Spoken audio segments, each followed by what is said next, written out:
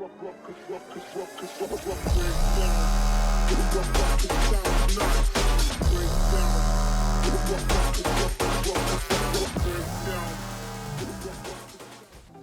is up, my boys? Welcome back to another Undecember video. And today I'm going to talk about what I love and what I hated in this game. So this is going to be my final thought about Undecember as the game as in whole. So without further ado, let's dive into it. So first, let's talk about what I love in this game. So the good. So first of all, the graphics. So the graphics is really good. So if you played other 3D like Unreal Engine games, this is really good. Just imagine this is designed for mobile, and we're getting I'm playing it on PC, but this is also available on mobile, and it's offering the same level of graphics that you can see in here. The textures are really good. The rendering are really good. So I haven't encountered any stutters, any lag within this game. So it's really well made. And next up is going to be the audio. So sound effects also really good. Very good voice acting, very good sound effects, background music. So everything in here is very polished when it comes to the sound effects. Next would be the character customization and character appearance. So I really love that within this game. So if you will notice, this is the 2D image of what I use. So I'm hiding my helmet, but if you enable that, you should be able to see what you have equipped in there. So what you see in here is also what you're going to see in real time that's your character is using. So as you can see, the 2D render is very close or very accurate when it comes to the 3D version of it. So we can see here the armor looks like this, and in the 3D version it looks exactly how it looks like in here. So that's one thing that I really like about this game. And you can have that customized if you want to change colors, color palettes. It's available. You can go to the beauty option, have that dyed in here, so you can change the color of your gears. And you're only going to pay gold for every customization that you apply. Now the storyline. The storyline is really good as well. So like I said, very good voice acting. The storyline is not really excellent or outstanding compared to other games out there, but it's not bad. I mean, the storyline is good. And the chapters are challenging. So before you reach endgame, you have right now there are 10 chapters or 10 acts available in this game. So every chapter would be challenging enough. So it's not like other games like you can just go to the boss like without gears, without customizing properly. So in this game, it's going to be challenging. So you have to be properly tuned up for the boss that you're going to tackle before you dive into the boss. All right, especially for acts above Act 5.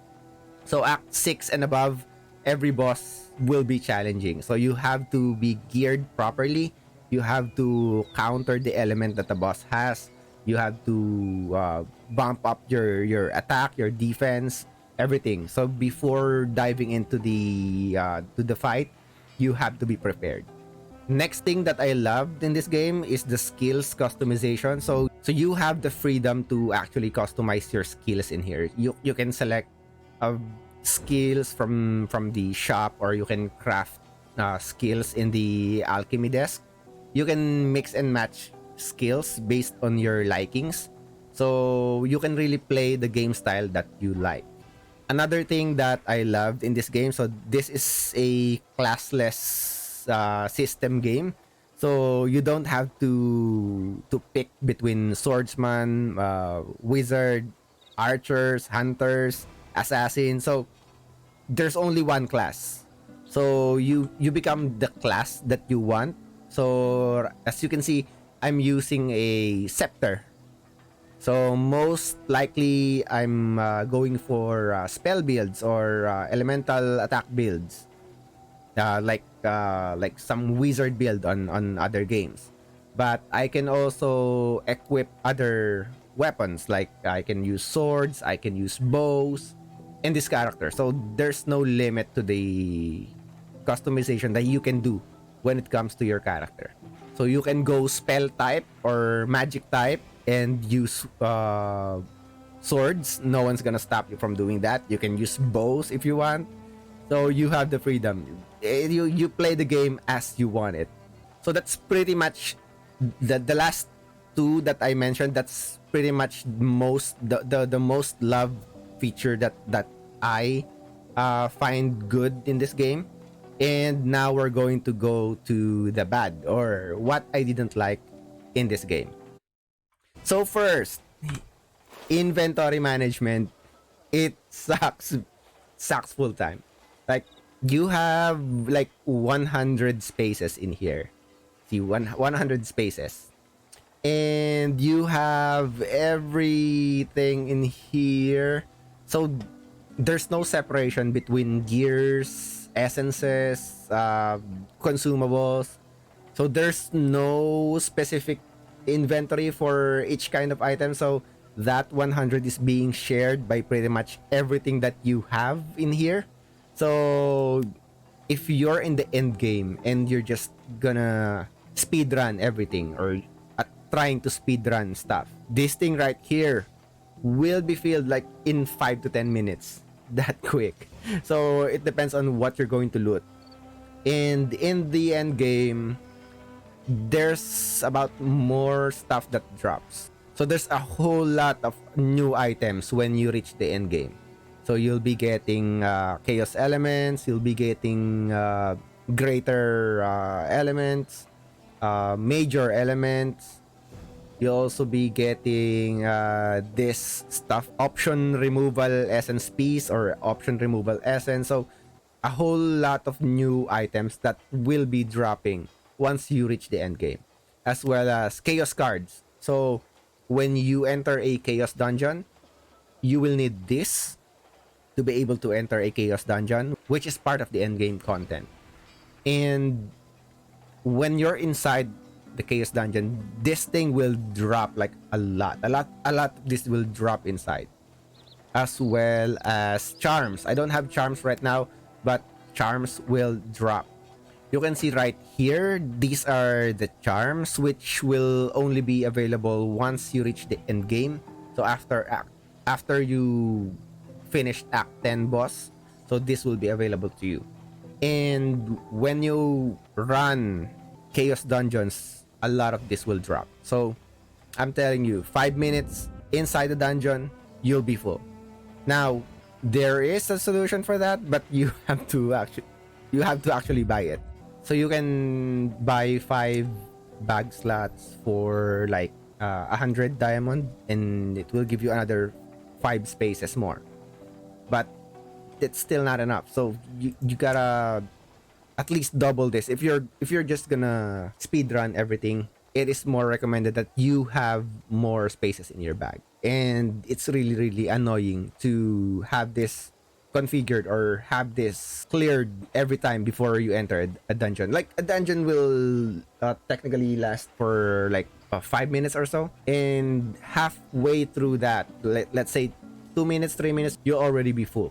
That's where you will be needing pets. Now, the pet system in this game is another of the convenience part of the game. So basically, you have a pet that could auto loot stuff, but you have to buy the ability so they can loot stuff and disassemble stuff. So without this ability that you can buy here, you won't be able to auto loot, and you won't be able to disassemble and sell items inside a dungeon. So you have to get out of it and then go back if needed before you can proceed, because you're full.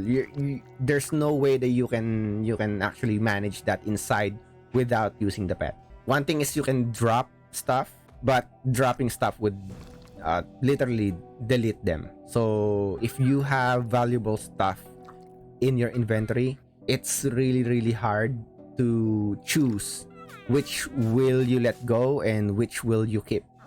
So this is very inconvenient on part of non-paying players. And not to mention, the looting system in this game is kind of annoying. You really have to be on top of the item. Like, you have to literally step on the item before you can loot it.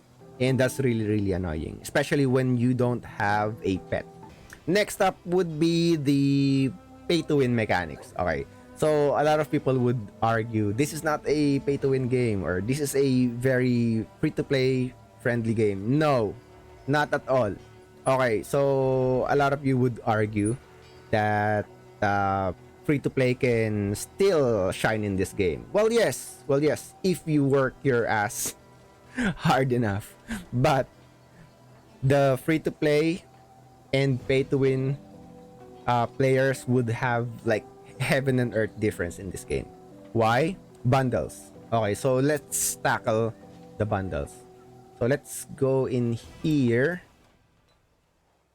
Here you can see a statue level up pass. So statue would be your chaos statue. So every time you level your statue, you get gold. And the first time you level your statue, you'll get this rune candor essence, which changes the color of one rune slot to white and increase the connected link rune by 1 level by chance if successful. You see? Alright, so when you make your rune slot white, you can connect any color link rune to that. There's no restriction. So you can link green, red, or blue runes, whatever you have there. You can connect it to a white rune slot. If you level up far enough, you'll be getting a lot of gold, and you'll be getting this skill rune legendary upgrade essence. So you can simply use this and upgrade your rune into a, or skill rune to a legendary skill rune, which gives a ton of bonuses. All right, and after that, you still get gold and another one of that. Now in here, you'll get a skill rune legendary upgrade essence and a link rune legendary upgrade essence. So one each, one of skill rune and one for link rune. And you have to buy that 5,298, which is about $100. Next is the level up pass. Every time you level after level 60, you'll be getting this boxes, which will give you stuff like link runes and magic link runes and unstable link runes. Now you use that to synthesize new runes in the alchemy desk, and once you reach level 81, you'll get rare unstable rune sets, so one of each. And level 84, again, one of each. Level 87, you'll get a rare red, green, or blue unstable link runes. And when you reach level 90, you'll get a legendary upgrade essence. You can basically just upgrade your essence to legendary grade, which will give tons of bonuses as well. Next would be Act Clear Pass. It's rather cheap. It's about $10. So it's 588 pesos for me. So what this do is to upgrade your runes or your link runes. And when you reach Act 10, or after you finish Act 10, you get a magic link rune, including synthesis rune. So you get everything, or you used to select and obtain one, or so you get to select one from the following. I mean, it's not that much, but still, you can easily get that using money. Now let's go to promotion.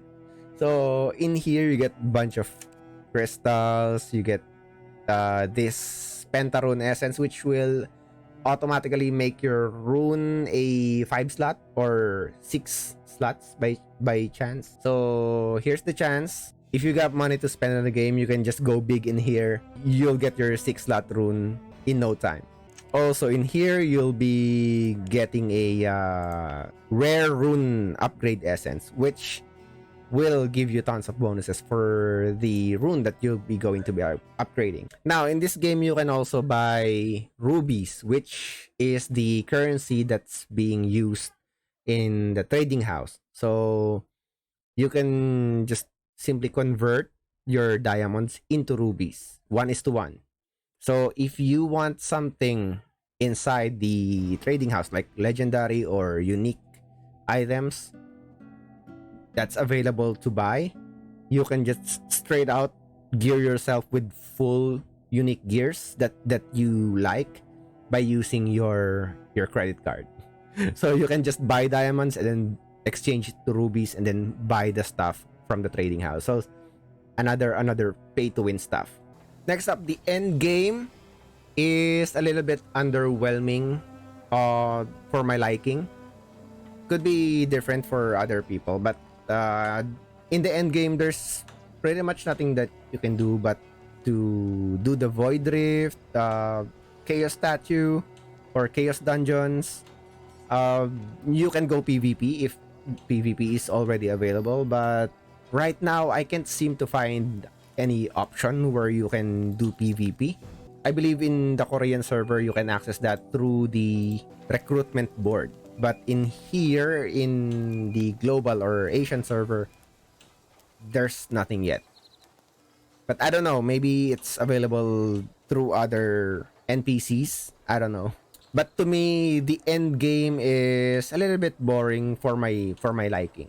So this is what you have available. So you got Void Rift, which is basically boss monsters that you gotta kill for ranking. So every time you kill a boss, you get a rank points as well as rewards. You'll get gold, you get major elements, and star crystal, which will allow you to upgrade your compendium in the chaos statue. Also, the chaos dungeon, this is like your elder rift, your challenge rift in Diablo Immortal. So very similar to the rifts. So it's a dungeon that you have to activate using chaos cards. So you cannot enter this without chaos cards. So you have to use this. You just identify that for bonus effects and register it there and then activate. Once you have it activated, you will get a portal in here. Let's try that. Let's activate that. And you can see there will be a portal in here. When you enter that, that's your chaos dungeon. So it's just a regular map that has mobs in it. Just have to clear mobs, and then there will be a boss. Once you reach the amount of kills that is required to activate the boss, you should be able to summon the boss. And after that, that's it. You close it and then run a new one. So that's basically the chaos dungeon. So all in all, pretty much underwhelming for me if that's the only two added features that you can do in the end game. But I don't know, maybe I haven't explored the game that much yet. But as far as I know, that's all the content that you can do in the end game yet. And last but not the least, the community. As you can see, there's a lot of people in here. Like, there's a lot of players in the Asian server. But when you go to the chat, you can see area chat. No one's chatting in here. You can see the channel chat. No one's chatting in here. All you're going to see is some bots promoting third-party websites selling rubies and stuff. So that's all that you're going to see in here. No players are chatting in here whatsoever. So no players are chatting in here whatsoever. The only chat that you'll see would be in your guild, most probably. So that's going to be your guild. And well, I might be only seeing this in the Asian server. I don't know if the other regions have more active communities participating in the chat, but for our server, this feature is pretty much dead. So as you can see, no one is chatting in here. No one's chatting at all. Right there's one who's sharing his item or weapon that he picked up, but that's it. No conversation at all. All right, but overall, to my opinion, this is a good game. I mean, if you want to try the game, go ahead, download it. You might see very low ratings in the Play Store and Steam.